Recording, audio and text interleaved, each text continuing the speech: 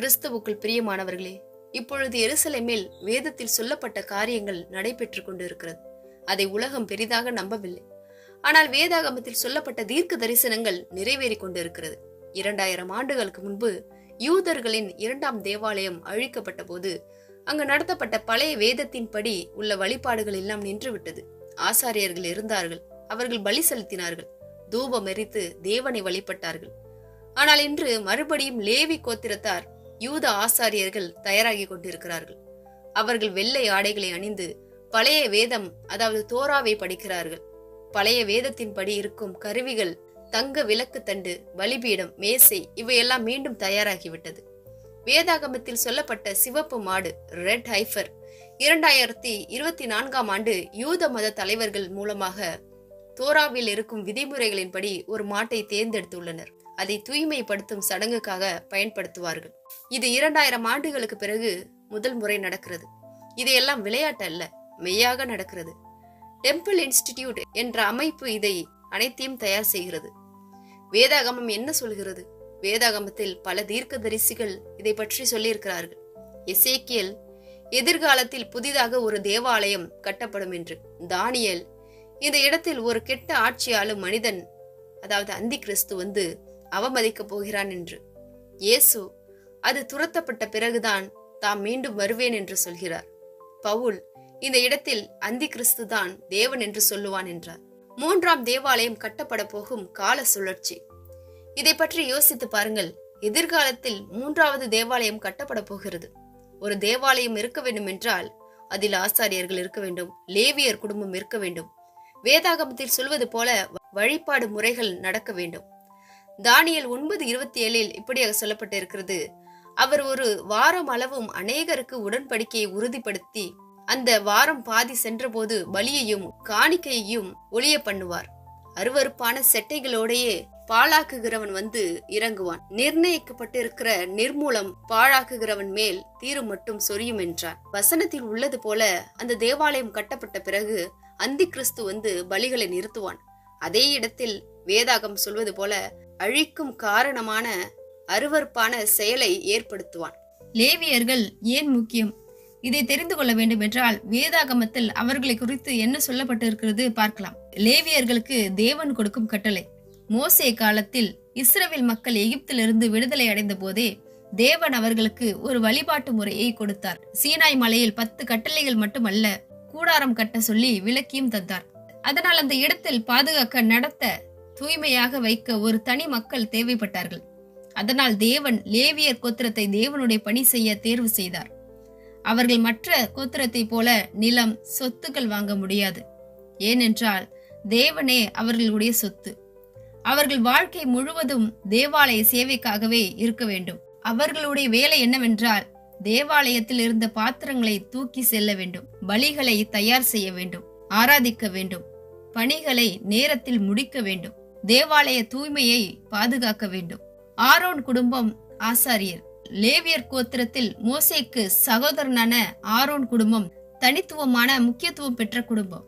அவர்கள் மட்டுமே செய்ய வேண்டிய காரியங்கள்: பலிகளை சமர்ப்பிக்க, புனித இடத்திற்குள் சென்று தூபம் எரிக்க, மக்களுக்கு ஆசீர்வாதம் சொல்ல அனுமதி உண்டு. அவர்கள் தேவனுக்கும் மக்களுக்கும் இடையே மத்தியஸ்தர்கள். மக்கள் பாவங்களுக்கு பலிகளை செலுத்தினால் மன்னிப்பு கிடைக்கும் என்பதால் இந்த ஆசாரியர் வேலை அவசியம். யாத்ராகம் 28வது வசனத்தில் ஆசாரியர் எப்படி இருக்க வேண்டும் என்று சொல்லப்பட்டு இருக்கிறது. வெள்ளை ஆடை, விசித்திரமான கச்சை, தலைக்கவசம், தங்கம், ஊதா, சிவப்பு நிறம் கலந்த உடை, இது போன்று செய்ய வேண்டும் என்று ஒரு விதிமுறை இருக்கிறது. இது எல்லாம் தூய்மை, பயபக்தி, கட்டுப்பாடு என்பதை காட்டும். இப்பொழுது லேவியர் மீண்டும் உருவாகிறதுன்னு வந்த செய்தி சாதாரணமான கலாச்சார விஷயம் அல்ல. இது தீர்க்க தரிசன அறிகுறி. இது வேதாகமத்தில் சொன்ன இறுதி கால கட்டத்தை காட்டுகிறது. ஆனால் அதற்குள் பெரிதான பிரச்சனை இருக்கிறது. 70ஆம் ஆண்டில் யூதர்கள் உலகம் முழுவதும் சிதறினார்கள். பல வருடங்களுக்கு பிறகு அவர்கள் வம்சாவளி ஆவணங்களை இழந்தார்கள். யார் லேவியர், யார் ஆரோனின் சந்ததி தெரியாமல் போய்விட்டது. இதை தெரியாம அழிக்கப்பட்ட தேவாலயம் மீண்டும் கட்ட முடியாது. எஸ்ரா 2:62 இப்படியாக சொல்லப்பட்டு இருக்கிறது. இவர்கள் தங்கள் வம்ச அட்டவணையை தேடி அதை காணாமல் போய் ஆசாரிய ஊழியத்திற்கு விலகமானவர்கள் என்று எண்ணப்பட்டார்கள். வம்சாவளியை நிரூபிக்க முடியாதவர்கள் ஆசாரியராக அனுமதிக்கப்படுவதில்லை. இப்பொழுது என்ன கண்டுபிடித்தார்கள் என்றால், இஸ்ரவேல் நாட்டிற்கு யூதர்கள் திரும்பிய பிறகு ரபாய்கள் யாரெல்லாம் லேவியர், யாரெல்லாம் ஆசாரியர் என ஆராய ஆரம்பித்தார்கள். 1987 ரபாய் இஸ்ரேல் ஆரியல் டெம்பிள் இன்ஸ்டிடியூட் நிறுவினார். அவருடைய நோக்கம் தேவாலயம் மீண்டும் கட்டப்படுவதற்கான எல்லா ஏற்பாடுகளையும் தயார் செய்ய வேண்டும். தேவன் நம் நாட்டை திரும்ப கொண்டு வந்தார், நாமும் அவர் வீட்டை திரும்ப கட்ட வேண்டும் என்று. கோஹின், காஹான், கஹானா, கப்லான் இது போன்ற ஆசாரியர் பெயர்களோடு இருக்கிறவர்களை தேடினார்கள். ஏமன், ஸ்பார்டிக் யூதர்கள் மாதிரி பழக்க வழக்கங்களை நன்றாக பின்பற்றுகிறவர்கள் யாரெல்லாம் இருக்கிறார்கள் என்று அவர்களை பார்த்தார்கள். பெரியவர்களை நேரில் சந்தித்து கேட்டார்கள். அறிவியல் மூலம் உறுதி. 1997 விஞ்ஞானிகள் இதை பற்றி DNA சோதனை செய்தார்கள். டாக்டர் காரல் ஸ்கோரிக்கி என்பவர் யூத ஆசாரியர் குடும்பத்தில் பிறந்தவர். அவர் DNA பரிசோதனை மூலம் ஆசாரியர்களுக்கு ஒரு காமன் Y குரோமோசோம் இருக்கும் என்று கண்டுபிடித்தார். அதனால் யாருடைய DNAவில் அந்த அடையாளம் இருக்கிறதோ அவர்கள் ஆரோனின் சந்ததிதான் என்று நிரூபிக்கப்பட்டது. இது அறிவியல் நிஜம். DNA மூலம் கண்டுபிடிக்கப்பட்ட ஆசாரியர் சந்ததி. இஸ்ரவேல் நாட்டில் உலகம் முழுக்க வாழும் யூத மக்களிடமிருந்து ஆசாரியர்கள் என்ற தங்களை சொல்லிக் கொள்பவரின் DNA பரிசோதனை நடத்தப்பட்டது. இவர்கள் பல்வேறு நாடுகள் சமூகங்களில் இருந்தாலும் ஒரே ஒருவரிடமிருந்து வந்திருக்கிறார்கள் என்று சொல்லுகிறார்கள். அந்த ஒரே ஒரு நபர் யார் என்றால் மோசேவின் சகோதரன் ஆரோன். இதில் என்ன பரிசோதனை செய்தார்கள் என்றால் Y குரோமோசோம் பார்த்தார்கள். இது அப்பாவிடமிருந்து மகனுக்கு நேரடியாக செல்கிறது. எப்பவும் கலப்படம் இல்லாதது. ஆகவே எல்லோரும் ஒரே குடும்பத்திலிருந்து வந்திருக்கிறார்கள் என்று தெரிகிறதற்கான சிறந்த வழி. முடிவுகள் அதிர்ச்சியளிக்கும்படியானவை. உலகம் முழுக்க இருக்கும் கொஹானிம் ஆசாரியர்கள் Y குரோமோசோமின் ஒரே மாதிரியான மார்க் சின்னம் இருந்தது. இது அவர்களுடைய மூல சந்ததியரான ஆரோன் என்று நிரூபிக்கப்பட்டது. இந்த இரத்த வம்சம் 3000 வருடங்கள் பழமையானது. இதைதான் கோஹின் மாடல் ஹாப்ளோடைப் என்று அறிவியல் உலகம் பெயரிட்டது. இந்த கண்டுபிடிப்பு 1997 நேச்சுரல் என்ற உலக புகழ் அறிவியல் பத்திரிகையில் வெளிப்பட்டது. பிறகு மற்ற பல அறிவியல் ஆய்வுகளும் இதையே உறுதி செய்துள்ளனர். இந்த DNA அடையாளம் ஏன் முக்கியம்? யூத மக்களுக்கு இது ஒரு பெரிய உறுதிப்படுத்தல். தேவன் தந்த ஆசாரிய கோத்திரம் இன்னும் உள்ளது. 3வது தேவாலயத்தை கட்டுவதற்கான பணியை இவர்கள் தான் செய்ய போகிறார்கள். இவர்கள் அந்த பணிக்காக பயிற்சி எடுத்துக் கொண்டிருக்கிறார்கள். 3வது தேவாலயத்திற்கு ஆயத்தம். 1997 உருவான டெம்பிள் இன்ஸ்டிடியூட் இந்த வேலை எல்லாவற்றையும் தயார் பண்ணி கொண்டிருக்கிறார்கள். இது முழுமையாக வேதாகமத்தின் படி நடக்கும் உண்மையான திட்டம். ரபி புருச் கஹானி என்ற ஆசாரியர் தற்போது முதற்கட்ட ஆசாரியராக தேர்வு செய்யப்பட்டுள்ளார்.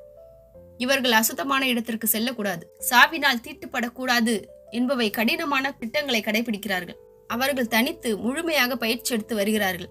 பலிகளை எப்படி செய்யணும், ரத்தம் எங்கே தெளிக்கணும், தூபம் எப்படி எரிக்கணும், ஆசீர்வாதம் எப்படி சொல்லணும், ஆடை எப்படி போட வேண்டும் என்று, தேவாலய உபகாரங்களை எப்படி பாவிக்க வேண்டும் என்று. இது ஆக்டிங் அல்ல, இது உண்மையான பயிற்சி. அதிக முக்கியமான நிகழ்வுகள். அவர்களுடைய பண்டிகை நாளில் வழக்கம்படி தூய்மையான கால்நடைகளை கொண்டு உண்மையில் பலி செய்யும் பயிற்சி நடத்தப்படுகிறது. இதை உலகம் முழுக்க உள்ள மக்கள் வீடியோக்களில் பார்த்திருப்பீர்கள். பரிசுத்த சாதனங்கள் எல்லாம் தயார். பலிகளுக்கு தேவைப்படும் அனைத்தும் வேதாகமத்தின் படி தயாரிக்கப்பட்டு இருக்கிறன. ஐரோப்பிய ரத்தினங்களை கொண்டு 12 கோத்திரத்தின் பெயர்களை பொறிக்கப்பட்ட மார்பக கவசம் செய்து முடிக்கப்பட்டது. தொழில்நுட்பத்தை கொண்டு வேதாகமத்தில் சொல்லப்பட்ட நீல நிறத்தையும் மீண்டும் தயாரித்து ஆடையில் பயன்படுத்துகிறார்கள். இப்பொழுது என்ன நிலைமை?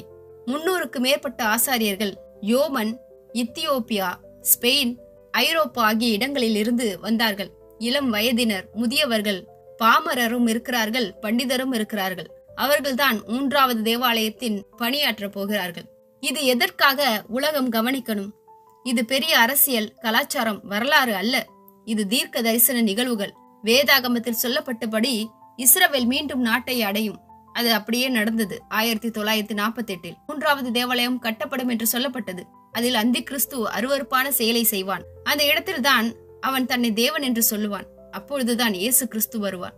தேவனிடம் இசைந்திருக்காத சபைக்கு எச்சரிக்கை. இப்பொழுது எல்லாமே தயாராகிவிட்டது. தேவாலயம், ஆசாரியர்கள், உபகரணங்கள், சிவப்பு மாடு கூட தயார். இந்த சபையினர் விழிக்க வேண்டும். சபை உறங்கக்கூடாது. உலக விஷயங்களில் கவனத்தை இழக்கக்கூடாது. வேதாகமத்தில் சொல்லப்பட்ட எல்லா அறிகுறிகளும் நடந்து கொண்டிருக்கிறது. சபை தயாராக இருக்க வேண்டும். யூதர்கள் பலிகளை தயார் செய்து கொண்டிருக்கிறார்கள். நமக்காக இயேசு கிறிஸ்து இரத்த பலியை சிந்தியுள்ளார்.